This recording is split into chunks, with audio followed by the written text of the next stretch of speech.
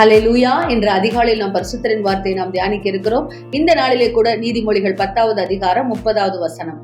நீதிமான் என்றும் அசைக்கப்படுவதில்லை. ஆம் தேவஜனமே, நம்மை யாராலும் அசைக்க முடியாது.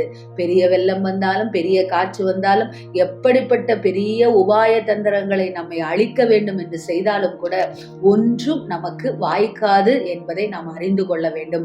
ஏனென்றால் நீதிமானாகிய என்னோடு கூட கர்த்தர் இருக்கிறார். நமக்கு விரோதமாக சற்பனையான எண்ணங்களை அநேகர் வகுத்தாலும் கூட, நாம் கீழே விழ வேண்டும் என்று சொல்லி அநேக காரியங்களை நமக்கு செய்தாலும் கூட நீங்கள் பயப்படாதிருங்கள். உங்களோடு கூட கர்த்தர் இருக்கிறார்.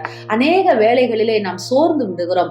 மனிதர்கள் இப்படியெல்லாம் எங்களுக்கு தீங்கு செய்கிறார்களே, ஒருவனுக்கும் நான் தீங்கு செய்யாதிருக்க எனக்கு இப்படி தீங்கு நினைக்கிறார்களே என்று சொல்லி நினைக்கிறீர்களா? அப்பொழுதுதான் நீங்கள் நீதிமான்.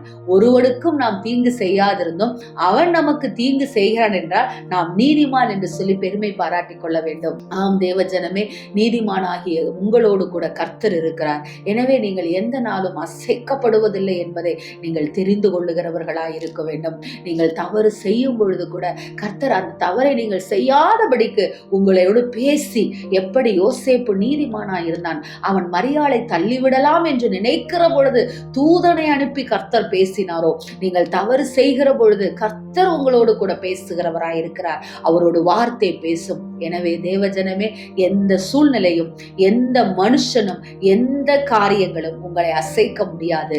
கர்த்தர் உங்களோடு கூட இருக்கிறார். ஆமென். ஸ்தோத்திரம். எங்களை நேசிக்கிற எங்கள் நல்ல தகப்பனே, இந்த நாளிலே நாங்கள் கேட்ட வார்த்தையின் பிரகாரமாக நீதிமான் என்றும் அசைக்கப்படுவதில்லை என்று சொல்லி இருக்கிறவரே, அப்பா ஸ்தோத்திரிக்கிறோம் கர்த்தாவே. நாங்கள் என்றும் அசைக்கப்படாத ஒரு வாழ்க்கையை நீங்க எங்களுக்கு கொடுத்திருக்கிறீங்கப்பா.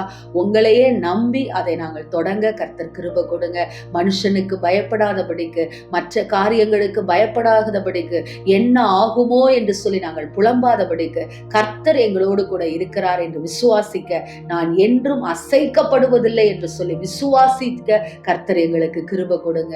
அப்படிப்பட்ட சிந்தனையோடு இந்த நாளை தொடங்குகிறோம் நல்ல பிதாவே. Amen. Praise the Lord. Hallelujah.